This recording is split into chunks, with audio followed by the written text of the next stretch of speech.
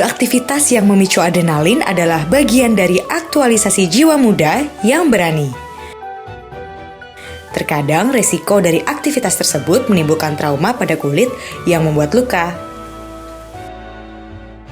Apa itu luka?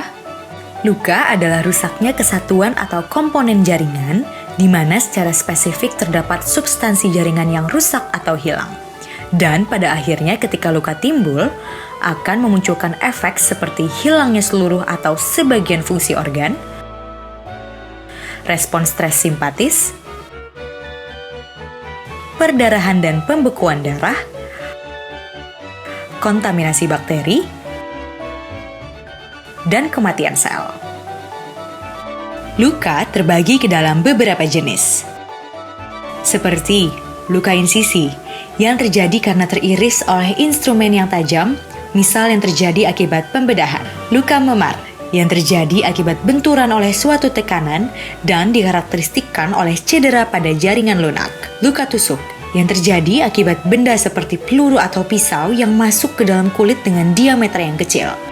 Luka gores yang terjadi akibat benda tajam seperti kaca atau kawat, dan luka bakar yang diakibatkan rusaknya jaringan kulit akibat termis, radiasi, elektrik, ataupun kimia. Dalam penyembuhan luka, terdapat beberapa faktor yang mempengaruhi penyembuhannya, seperti usia. Semakin tua seseorang, maka akan menurunkan kemampuan penyembuhan jaringan. Lalu ada infeksi.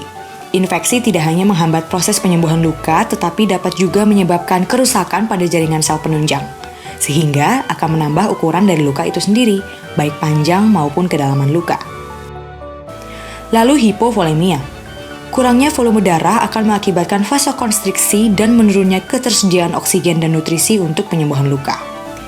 Lalu iskemia. Iskemia merupakan suatu keadaan di mana terdapat penurunan suplai darah pada bagian tubuh akibat dari obstruksi dari aliran darah. Hal ini dapat terjadi akibat balutan pada luka yang terlalu ketat. Dan diabetes. Hambatan terhadap sekresi insulin akan mengakibatkan peningkatan gula darah, di mana nutrisi tidak dapat masuk ke dalam sel, dan akibat hal tersebut akan terjadi penurunan protein kalori tubuh.